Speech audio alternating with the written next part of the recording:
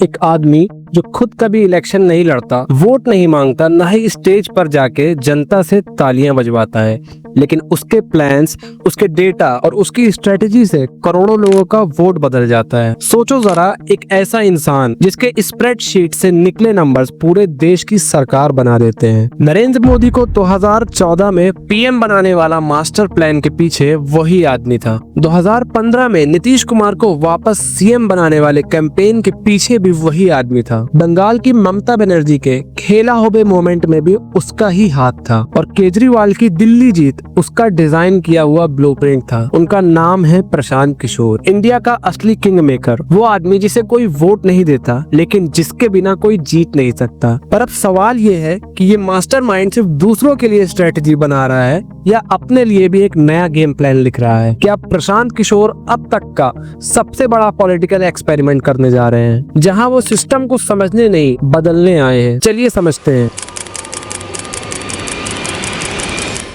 Bihar DNA से Telangana DNA बेहतर है।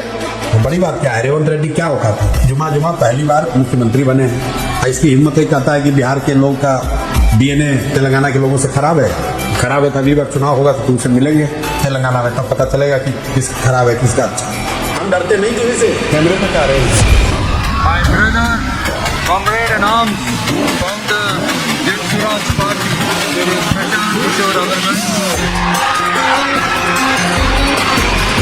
बिहार के बक्सर डिस्ट्रिक्ट में एक मिडिल क्लास फैमिली का लड़का जो डॉक्टर बनना चाहता था, फिर यूनाइटेड नेशन में जॉब करने लग गया, लेकिन एक दिन उसने डिसाइड किया कि देश के पॉलिटिक्स को अंदर से समझेगा। यही जो शुरू होती है प्रशांत किशोर की पॉलिटिकल जर्नी, एक ऐसी जर्नी जिसमें उन्होंने पॉलिटिशियंस को डेटा और ग्राउंड लेवल साइकोलॉजी समझाई। ये बात है साल 2011 की। प्रशांत किशोर जो यूनाइटेड नेशंस में पब्लिक हेल्थ एक्सपर्ट थे, उन्होंने डिसाइड किया कि देश का पॉलिटिकल सिस्टम समझना है और उसे बदलना है, और बस वो इंडिया वापस आ गए। इंडिया वापस आने के बाद यहाँ प्रशांत किशोर ने एक टीम बनाई जिससे सपोर्ट मिला उनके विजन में, लेकिन असली गेम प्लान और स्ट्रेटजी प्रशांत किशोर का दिमाग था। हर डेटा, हर रिसर्च, हर आउटरीच का क्रेडिट जिसके नाम से ही जाता है। उसी वक्त गुजरात के चीफ मिनिस्टर नरेंद्र मोदी की पॉपुलैरिटी गुजरात से बाहर बढ़ रही थी, यानी नेशनल लेवल पर, और प्रशांत किशोर ने देखा कि अगर मोदी को 2014 में पीएम बनना है तो ट्रेडिशनल कैंपेन्स काम नहीं करेंगे, एक मॉडर्न, प्रिसाइज और रिजल्ट ओरिएंटेड स्ट्रेटजी चाहिए। प्रशांत किशोर ने खुद मोदी की टीम को अप्रोच किया और प्रपोज किया कि अगर 2014 में जीत चाहिए तो एक नई अप्रोच अडॉप्ट करनी होगी। यही मोमेंट था जहां प्रशांत किशोर का नाम पॉलिटिक्स में प्रोमिनेंट हुआ। 2014 के इलेक्शन में नरेंद्र मोदी का कैंपेन एकदम अलग था। नारे लोगों की जुबान पर छाए हुए थे, अब की बार मोदी सरकार, अच्छे दिन आने वाले हैं। लोगों से सीधा कनेक्ट करने के लिए था चाय पे चर्चा, और रैली में मैसेज गूंजता था सबका साथ सबका विकास।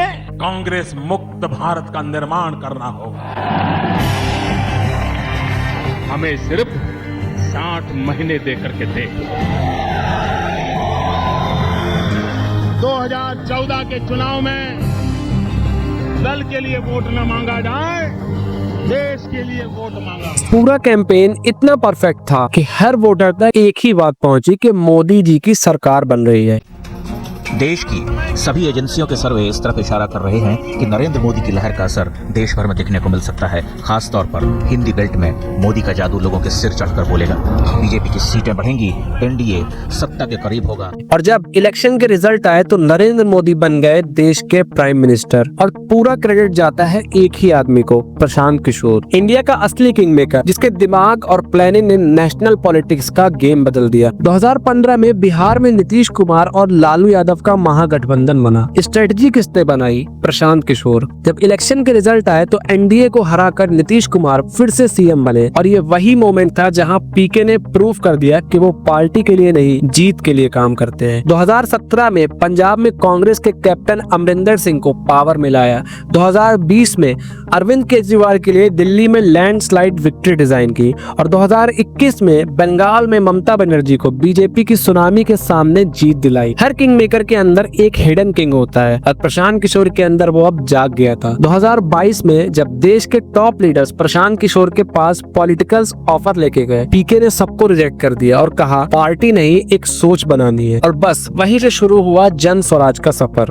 अक्टूबर 2022 में बिहार की एक जगह जिसका नाम बेहिटवारा है, वहां से 3000 किलोमीटर की पदयात्रा शुरू करते हैं, जिसमें 5000 से ज्यादा गांव आते हैं। उनका काम था सिर्फ लोगों को सुनना, उनको समझना और असली प्रॉब्लम्स को सामने लाना, साथ ही कैपेबल लोकल लीडर्स ढूंढना और 15 साल का रोड मैप तैयार करना एजुकेशन, हेल्थ, जॉब्स और क्लीन गवर्नेंस के लिए। फिर अक्टूबर 2024 में गांधी जयंती पर पीके ने पटना में जन स्वराज पार्टी ऑफिशियली लॉन्च की, क्लियर मैसेज के साथ, नई सोच नया बिहार। 2025 के बिहार इलेक्शन में जन स्वराज पार्टी का टारगेट बोल्ड है कि 150 से ज्यादा सीट्स लानी है। मतलब समझ रहे हो, 150 से ज्यादा सीट्स। बिहार की पॉलिटिक्स में एकदम शेकअप। और चैलेंज क्या है? 30 साल पुरानी कास्ट बेस्ड पॉलिटिक्स को तोड़ना, वही जो डिकेड से डोमिनेट कर रही है।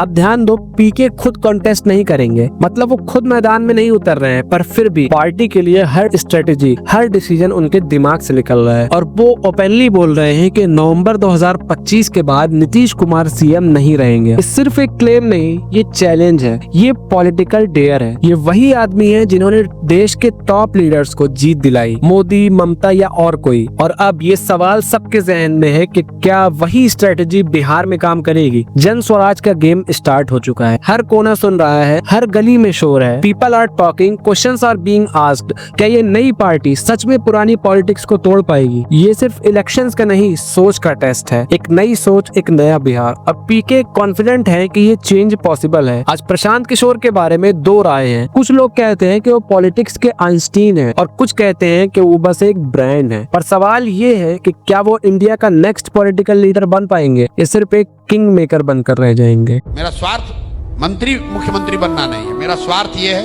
हम बिहार में उस बेटे के तौर पे याद किए जाएं जिसने बिहार की राजनीति की, बिहार के समाज की, बिहार की विकास की धारा को बदलने में अपना जीवन खपाया। हम बड़ी महत्वाकांक्षा वाले लोग हैं। एमएलए को